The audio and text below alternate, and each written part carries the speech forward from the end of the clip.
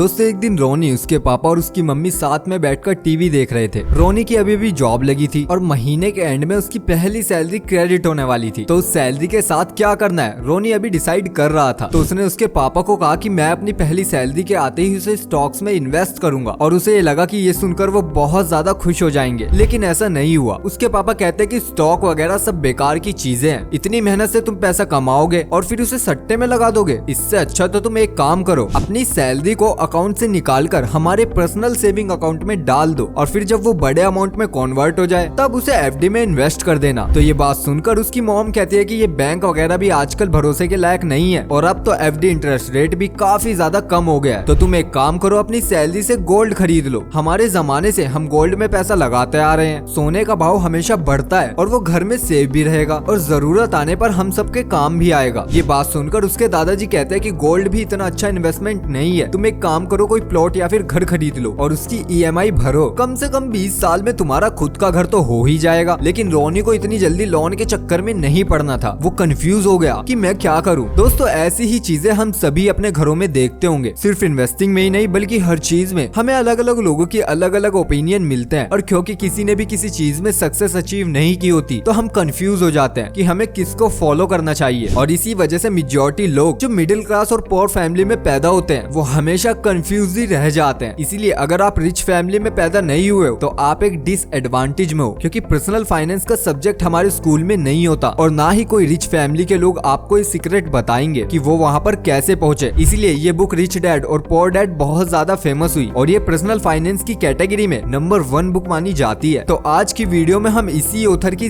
दूसरी book why rich are getting richer से कुछ इंपॉर्टेंट लेसन सीखने वाले हैं। अब दोस्तों इस बुक के अंदर कुछ ऐसे लेसन भी मौजूद हैं जो अच्छे हैं और कुछ ऐसे लेसन भी हैं जो अच्छे नहीं है। इस बुक के अंदर कुछ ऐसे लेसन भी मौजूद हैं जो आपको फाइनेंशियल डिस्ट्रैक्शन के रास्ते पर लेकर जा सकते हैं। तो इसीलिए आज की वीडियो में हम उन अच्छे लेसन के साथ उन दूसरे लेसन को भी स्टडी करेंगे जिनके अंदर मेरा पर्सनल ओपिनियन अलग है। और इस वीडियो के अंदर मैं आपको अपना रीजन भी बताऊंगा कि क्यों मैं उस चैप्टर की एडवाइस को फॉलो नहीं करता, क्योंकि इस चैनल का एम हमारा सिर्फ बुक की समरी बनाकर उसे अपलोड करना नहीं है बल्कि आप लोगों की फाइनेंशियल फ्रीडम की जर्नी में हेल्प करना है। तो आप इस वीडियो को आखिरी तक जरूर देखिएगा, इसका सेकंड हाफ काफी ज्यादा इंटरेस्टिंग होने वाला है, इस बात की हमारी गारंटी है, क्योंकि इसमें आपको काफी ज्यादा इंटरेस्टिंग लेसन सीखने को मिलेंगे वेल्थ के बारे में। तो चलिए शुरू करते हैं अपनी वीडियो। दोस्तों दुनिया में दिन प्रतिदिन गरीब और अमीर लोगों का गैप बढ़ता जा रहा है, यानी कि रिच लोग और ज्यादा अमीर बनते जा रहे हैं और गरीब लोग और ज्यादा स्ट्रगल में जाते जा रहे हैं। इसका रीजन ये है कि रिच लोगों के पास 3 E's होते हैं, जो एजुकेशन, एक्सपीरियंस और एक्सेस कैश होते हैं। तो जब कोई बच्चा एक अमीर फैमिली में पैदा होता है तो उसको फाइनेंशियल एजुकेशन दी जाती है। ये वो एजुकेशन है जो उसके डैड शाम को डिनर करते हुए देते हैं, ना कि स्कूल में। धीरे धीरे ही सही पर वो अमीर डैड अपने बच्चों को एक्सपीरियंस देना चालू रखते हैं कि कैसे उनको अपने पैसों को मैनेज करना चाहिए और कैसे उन्होंने अपनी लाइफ में पैसे कमाए। ये नॉलेज उन बच्चों को मिल जाती है। तो इस वेल्थ क्रिएशन के गेम में उन्हें बहुत स्ट्रॉन्ग सपोर्ट मिल जाता है और फिर वहाँ से वो और ज्यादा अमीर बनते रहते हैं। लेकिन जहाँ दूसरी तरफ मिडिल क्लास और पुअर क्लास लोगों की हम बात करें तो वो लाइफ टाइम सिर्फ पैसों के लिए काम करते रहते हैं। तो अब सवाल ये उठता है कि रिच लोग अपने बच्चों को ऐसी कौन सी एजुकेशन देते हैं। तो ऑथर के हिसाब से ये एजुकेशन बेसिकली 3 चीजों की होती है। सबसे पहली होती है इन्वेस्टमेंट, दूसरी है टैक्स और तीसरी है डेब्ट यानी कि लोन। तो अगर हम सबसे पहली चीज की बात करें यानी कि इन्वेस्टमेंट, तो रिच लोगों का सबसे ज्यादा पैसा जहाँ पर लगा हुआ होता है तो वो होता है उनके बिजनेस में। वो या तो पब्लिक कंपनीज होती हैं जिनमें हम स्टॉक मार्केट की मदद से इन्वेस्ट करते हैं, या फिर उनकी प्राइवेट कंपनीज होती हैं। क्योंकि rich dad poor dad book में सबसे मेन लेसन यही है कि पुअर लोग जिंदगी में पैसे के लिए काम करते रहते हैं और रिच लोगों के लिए पैसा काम करता रहता है। तो अगर आप एक जॉब करते हो तो आप स्टॉक मार्केट में इन्वेस्ट करके अपने पैसों को काम पर लगा सकते हो। तो चलिए अब हम अगले लेसन की तरफ बढ़ते हैं कि रिच लोग अपने पैसों को कुछ इस तरीके से काम पर लगाते हैं जिससे उन्हें ज्यादा टैक्सेस पे ना करने पड़े। क्योंकि दोस्तों आप में से बहुत से लोग अभी पैसा कमाना शुरू कर रहे होंगे या फिर शायद इतना ज्यादा पैसा नहीं कमाते हो कि आपको टैक्स भरना पड़े। और अब आप ये सोच रहे होंगे कि जब हमें टैक्स भरना ही नहीं तो हमें टैक्स के बारे में सीखकर क्या मिलेगा। लेकिन बाद में जब आपकी इनकम बढ़ेगी तब इसे अगर आप सीखने जाओगे तो आपको ये बहुत ज्यादा डिफिकल्ट लगेगा। और अगर आप इसे अच्छे से समझ लो तो आप अपनी वेल्थ का मेजरली हिस्सा लीगली टैक्स में जाने से सेव कर सकते हो। क्योंकि इंडिया के अंदर मैक्सिमम टैक्स ब्रैकेट 30% का है और यूएस में 37% का। फिर उसके ऊपर और भी दूसरे तरह के टैक्सेस होते हैं। तो ऑथर के हिसाब से इसका मतलब ये हुआ कि अगर आप अमीर होने के बाद अपने टैक्स को सही तरीके से मैनेज नहीं करते हो तो आप साल के 12 महीने में से 4 महीने के लिए गवर्नमेंट के लिए काम करते हो। तो इस टैक्स के सब्जेक्ट को मास्टर करने का सबसे सिंपल आंसर ये होता है कि आप सभी टैक्स को समझना और उसे फाइल करना करना अभी से शुरू कर दो। फिर तीसरा लेसन ये है डेप्ट। अब ये वाला पार्ट सबसे ज्यादा इंटरेस्टिंग होने वाला है, क्योंकि ऑथर कहते हैं कि डेप्ट दो तरह के होते हैं, एक गुड डेप्ट और दूसरा होता है बैड डेप्ट। तो सबसे पहले हम बात करते हैं बैड डेप्ट की, यानी बुरे लोन की। एक छोटे से एग्जांपल से इसको आपको समझाते हैं। इमेजिन करिए आप मार्केट से गुजर रहे हो और आप देखते हो कि बहुत ही अच्छा शूज दुकान में लगा हुआ है जिसमें 6000 रुपीज का टैग लगा हुआ है, लेकिन अचानक से आपको याद आता है कि आपके बैंक अकाउंट में उतने पैसे मौजूद हैं ही नहीं, लेकिन आपके पास क्रेडिट कार्ड मौजूद है जिसको आपने सिर्फ और सिर्फ इमरजेंसी के लिए रखा है। लेकिन आप सोचते हो कि ठीक है, हम इसे खरीद तो नहीं सकते, लेकिन ट्राई तो जरूर कर सकते हैं। आप फिर उस स्टोर के अंदर जाते हो बस उसको ट्राई करने की नीयत से, लेकिन बाहर निकलते हो उसे लेकर। अब दोस्तों ये पॉसिबल इसलिए हुआ क्योंकि आपके पास क्रेडिट कार्ड मौजूद था। तो इसको हम बैड डेप्ट कहेंगे, क्योंकि उस जूते की आपको कोई भी जरूरत नहीं थी, फिर भी आपने उसको खरीद लिया। अगर आपके पास क्रेडिट कार्ड नहीं होता तो आप इतनी एक्सपेंसिव चीज नहीं खरीदते, और हो सकता है आप जूते के बाद एक जैकेट भी खरीद लो और फिर कुछ और। इसी तरह आप एक आदत बना लो हर महीने सैलरी आने से पहले उसे खत्म करने की, जो एक बहुत ही डेंजरस हैबिट है। और फिर अगर आप उस क्रेडिट कार्ड के बिल को टाइम पर पे नहीं कर पाते हो तो बैंक आपको अच्छे से इंटरेस्ट और अलग अलग फीस चार्ज करेगी, जो आपको बिल्कुल भी समझ नहीं आएगी। और फिर आप ये सोचते रह जाओगे कि आपके फाइनेंशियल प्रॉब्लम सॉल्व क्यों नहीं हो रही। तो यहाँ पर हम में से मेजॉरिटी लोग अग्री करेंगे कि ये एक एक्चुअली में बैड डेप्ट है, लेकिन ऑथर कहते हैं कि गुड डेप्ट नाम की भी एक चीज होती है, जो एक ऐसा लोन होता है जो आपकी जेब में पैसे डालता है। जानिए कैसे, क्योंकि ऑथर के हिसाब से जो भी चीज आपकी जेब में पैसे डालती है वो एसेट होती है, और जो आपकी जेब से पैसे लेती है वो लायबिलिटी होती है। तो ऑथर फैंटम इनकम का एक कॉन्सेप्ट हमें इस बुक में सिखाते हैं, जो इनके हिसाब से इस बुक का सबसे मेन लेसन है कि रिच लोग इस फैंटम इनकम के कॉन्सेप्ट को यूज करते हैं, जो एक एक्टिव इनकम भी नहीं होती और पैसिव इनकम भी नहीं होती, ये फैंटम इनकम होती है। अब ये एग्जैक्टली होता क्या है, इसको हम एक एग्जांपल से समझते हैं। इमेजिन करिए कि आपके पास 1 करोड़ रुपए मौजूद है और आप इन पैसों को प्रॉपर्टी में इन्वेस्ट करना चाहते हो, और आपको 1 करोड़ की प्रॉपर्टी मिल भी जाती है। अब आप चाहो तो अपने पास रखे हुए उन पैसों से इस प्रॉपर्टी को वन टाइम पेमेंट में खरीद सकते हो और उसको रेंट पर देकर पहले ही रेंट से पेमेंट एंजॉय कर सकते हो। लेकिन ऑथर कहते हैं कि अगर वो आपकी जगह होते तो वो ऐसा नहीं करते, वो बैंक के पास जाते और उस प्रॉपर्टी पर लोन लेते, जिस पर मान लो अगर डाउन पेमेंट 20% का है, यानी कि 20 लाख का, तो मैं उस 1 करोड़ की सेविंग से 20-20 लाख करके 5 अलग अलग डाउन पेमेंट पे करता, मतलब कि 5 अलग अलग प्रॉपर्टी लोन पर खरीदता। उससे होता है कि उनको हर प्रॉपर्टी पर 80-80 लाख का लोन देना होगा, लेकिन अब उनके पास 5 प्रॉपर्टी से रेटल पेमेंट आ रहा है, जिससे उनका कैश फ्लो भर जाएगा। अब दोस्तों सुनने में आइडिया काफी ज्यादा इंटरेस्टिंग लग रहा होगा, लेकिन आप लोगों को हम इसका दूसरा साइड बताते हैं। इस फैंटम इनकम में 2 बड़ी प्रॉब्लम देखी जाती है। सबसे पहली तो ये कि अगर आप मार्केट में एक्चुअली में कोई प्रॉपर्टी लेने जाते हो और फिर उसकी ईएमआई और उसके रेंट को कंपेयर करोगे तो उसकी ईएमआई का पेमेंट हमेशा रेंट से ज्यादा होगा। जैसे कि मुंबई में अगर कोई प्रॉपर्टी 1 करोड़ की है तो 20 साल का उसका ईएमआई ऑलमोस्ट 80,000 रुपए पर मंथ का होगा, और उस प्रॉपर्टी से रेंट आपको मैक्सिमम 30 से 40,000 का मिलेगा, मतलब आपको आधा ईएमआई अपनी पॉकेट से देना होगा। तो अगर आप बहुत सारी प्रॉपर्टी ऐसे लोन पर लोगे तो आप एक्स्ट्रा पेमेंट करोगे कैसे, क्योंकि ऑथर ने बुक में उल्टा लिखा है कि रेटल इनकम ज्यादा मिलती है और ईएमआई कम। लेकिन दोस्तों फिर भी हम मान लेते हैं कि आपको कोई प्रॉपर्टी बहुत ही कम दाम में मिल गई है और उस पर इंटरेस्ट भी बहुत कम है, तो हम दूसरी सबसे मेन प्रॉब्लम की बात करते हैं। इसके लिए हम आपको एक स्टोरी सुनाते हैं। इमेजिन करिए एक ऐसा गेम है जहाँ पर 100 प्लेयर्स हर दिन एंटर करते हैं और प्लेन में 100 पैराशूट्स मौजूद हैं, लेकिन उनमें से एक पैराशूट खराब है, और फिर जब प्लेन जमीन से 1000 किलोमीटर ऊपर होगा और इन सभी प्लेयर्स को रैंडमली एक पैराशूट मिलेगा और फिर उनको अपने पैराशूट को लेकर कूदना होगा, तो 99 प्लेयर्स सर्वाइव कर जाएंगे और उनको बहुत बड़ा इनाम मिलेगा। तो दोस्तों क्या आप एक ऐसा गेम खेलना चाहोगे? दोस्तों इसका आंसर ना होना चाहिए, क्योंकि ये एक टाइप का सुसाइड गेम है, क्योंकि कोई भी समझदार इंसान ऐसा गेम नहीं खेलेगा, क्योंकि भले इनकम कितना भी बड़ा हो लेकिन जो लॉस होने के चांसेस हैं वो कुछ ज्यादा ही बड़े होते हैं। हमारी जान चले जाने से बड़ा लॉस हमारे लिए क्या ही हो सकता है। और इसी तरह फाइनेंशियल लाइफ में जो सबसे बड़ा लॉस होता है वो होता है फाइनेंशियल डेथ का, यानी कि बैंक करप्सी का। इसका मतलब होता है कि आपको लोन बहुत ज्यादा पे करना है और आपके पास इतने पैसे नहीं है, मतलब आपकी लायबिलिटी ज्यादा है और एसेट्स कम। ये हमारी फाइनेंशियल लाइफ का सबसे बड़ा लॉस होता है, जिसको आपको हर एक हाल में अवॉइड करना चाहिए। लेकिन अब आप लोग इमेजिन करिए कि एक आदमी है जिसको हम लोग हैरी बोलते हैं, वो बहुत सारी प्रॉपर्टी खरीद लेता है और सबकी सब लोन पर इस फैंटम इनकम स्ट्रेटेजी से, और कुछ साल बाद कंट्री में बड़ी प्रॉब्लम आती है, जैसे एकदम से लॉकडाउन लगा था। अब दोस्तों इस चीज को हमको समझना चाहिए कि हम अपनी लाइफ टाइम में कोविड-19 जैसी ना जाने कितने बड़े इवेंट्स देख चुके हैं, क्योंकि हिस्टोरिकली हर कुछ सालों में एक रिसेशन आता है जिसमें कुछ खासे लोगों को जॉब से निकाल दिया जाता है, और जो लोग अनप्रिपेयर्ड होते हैं वो अपने बेसिक चीजों के खर्चों को भी पूरा नहीं कर पाते, और यहाँ तक वो अपने रेंट्स भी पे नहीं कर पाते। लेकिन हैरी को तो बैंक्स की ईएमआई टाइम पर देनी होगी, क्योंकि बैंक सिर्फ 3 महीने तक रुकता है। अगर 3 महीने तक ईएमआई नहीं गई तब बैंक वाले अपना प्रोसीजर शुरू कर देते हैं जिसमें वो उस प्रॉपर्टी को बेचकर अपना पैसा ले लेंगे। अब सबसे ज्यादा इंटरेस्टिंग बात ये है कि ये प्रॉपर्टी ठीक ऐसे टाइम पर बेची जा रही है जब कोई अच्छा बायर ही मार्केट में मौजूद नहीं है, क्योंकि अभी तो रिसेशन चल रहा है। तो बेसिकली वो प्रॉपर्टी चीप पैसों में सेल होगी और बैंक के लिए मार्जिन ऑफ सेफ्टी आपका डाउन पेमेंट होगा। अब बहुत लोगों को लगता है कि रियल एस्टेट में आपका लॉस नहीं हो सकता और प्रॉपर्टी का प्राइस तो हमेशा बढ़ता ही रहता है, लेकिन हैरी को उसकी रियलिटी तब पता चली जब उसने ऐसे बुरे मार्केट में अपने ब्रोकर को कॉल किया। तो उसको जवाब ये मिला कि सर, अगर आपको अर्जेंटली सेल करना है तो आपको प्राइस कम रखना होगा, क्योंकि मार्केट में फिलहाल अच्छे बायर्स अवेलेबल नहीं है, क्योंकि रियल एस्टेट एक बहुत ही इलिक्विड मार्केट है। स्टॉक मार्केट की तरह आप इसे अपने मोबाइल से बेच नहीं सकते। तो हैरी की प्रॉपर्टी चीप प्राइस पर फोर्सफुली सेल हो गई, लेकिन उसने जो ओरिजिनल अमाउंट पर लोन लिया है उसको अभी भी वो अमाउंट भरना है। उसको साथ में पेनल्टी, लेट पेमेंट इंटरेस्ट भी भरना है, जिसको वो ऑब्वियसली पे नहीं कर पाएगा क्योंकि उसका पूरा कैश फ्लो रुक गया है और रेंटल इनकम आना बंद हो गया है। तो इससे एकदम डोमिनो इफेक्ट की तरह देखते ही देखते हैरी की सारी प्रॉपर्टी सेल हो जाएगी, जिससे वो आसानी से बैंकरप्ट हो सकता है और उसकी लाइफ टाइम की मेहनत थोड़े ही टाइम में बर्बाद हो जाएगी। तो ये फैंटम इनकम का गेम खेलना एक तरह से फाइनेंशियल सुसाइड माना जाता है। इसीलिए दुनिया के सबसे बड़े इन्वेस्टर लोन को लेकर कहते हैं कि if you are smart you don't need it and if you are dumb it will ruin you. क्योंकि जिस भी स्ट्रेटेजी में लोन इन्वॉल्व होते हैं वो शायद आपको जल्दी टॉप पर लेकर जा सकती है, लेकिन उतनी ही स्पीड से आपको नीचे भी लेकर आ सकती है। इसका रीजन ये है कि जिस भी स्ट्रेटेजी में एक साथ आपका पोर्टफोलियो जीरो होने का चांस होता है तो चांसेस है कि वो कभी ना कभी तो जीरो होगा ही। इसीलिए जब हम स्टॉक मार्केट में इन्वेस्ट करते हैं और पोर्टफोलियो बनाते हैं तो हम 10 से 15 कंपनीज अलग अलग पिक करते हैं, ताकि अगर बुरे वक्त में 2 से 4 कंपनियां बंद भी हो जाए तो आपकी बाकी कंपनियां तो सरवाइव कर ही लेंगी और लॉन्ग टर्म में ओवरऑल पोर्टफोलियो में से जो आपको लॉस हुआ है वो आपको दूसरी कंपनी के प्रॉफिट से मिल जाएगा। तो इसीलिए जब आप कंपनी पिक करते हो तो ऐसी कंपनीज को पिक करो जिसका डेब्ट रेशो इक्विटी से कम हो, और जितने भी स्मार्ट सीईओ होते हैं वो हमेशा हाई रेट से दूर रहते हैं ताकि वो रिसेशन और बुरे मार्केट से आसानी से सरवाइव कर सकें। क्योंकि चाहे आप जितने भी रिच हो जाओ और बड़े लेवल पर बिजनेस कर लो, अगर आपकी स्ट्रेटेजी में लोन का बहुत बड़ा रोल है तो आपके जीरो होने के चांसेस रहेंगे। क्योंकि लोन का मेंटली मॉडल ये है कि any number multiplied by zero no matter how big that number is become zero. इसको हम काफी डिटेल में दूसरे वीडियो में जरूर डिस्कस करेंगे और दूसरे मेंटल मॉडल्स के बारे में भी बातें करेंगे। लेकिन आज की वीडियो का सबसे इम्पोर्टेंट क्वेश्चन ये है कि दोस्तों, गरीब रहने से भी बुरी चीज क्या है कि आप बहुत मेहनत करके अमीर हुए और फिर एक गलती से एकदम से गरीब हो गए क्योंकि आपको फाइनेंस का बेसिक मेंटल मॉडल मालूम नहीं था। तो इसीलिए आखिर में हम सिर्फ इतना ही कहेंगे कि रिच लोग इसलिए नहीं होते कि वो सिर्फ लोन लेते रहते हैं। लोग इसलिए अमीर होते हैं क्योंकि वो मार्केट के अंदर कोई वैल्यूएबल चीज प्रोवाइड करते हैं, जैसे कि किसी वैल्यूएबल प्रोडक्ट की कंपनी शुरू करते हैं या फिर वैल्यूएबल बस सर्विस प्रोवाइड करते हैं या फिर वैल्यूएबल कंटेंट ही देते हैं। तो आपका अल्टीमेट गोल ये होना चाहिए, यानी आपकी वेल्थ और आपका इन्वेस्टमेंट पोर्टफोलियो वो टाइम के साथ इंप्रूव होता रहे और स्ट्रॉन्ग बनता रहे, ताकि एक बार आप फाइनेंशियल फ्रीडम अचीव करते हो तो आपको फिर लाइफ में पैसों की कोई टेंशन लेनी ही ना पड़े। तो दोस्तों, ये था हमारा आज का वीडियो। आई होप आपको इन्फॉर्मेशन पसंद आई होगी, और अगर आपको इन्फॉर्मेशन अच्छी लगी तो प्लीज इस चैनल को सब्सक्राइब कर दो, वीडियो को लाइक कर दो। मिलते हैं बहुत जल्दी आपसे अगली वीडियो में, तब तक के लिए बाय बाय, अपना ख्याल रखिएगा।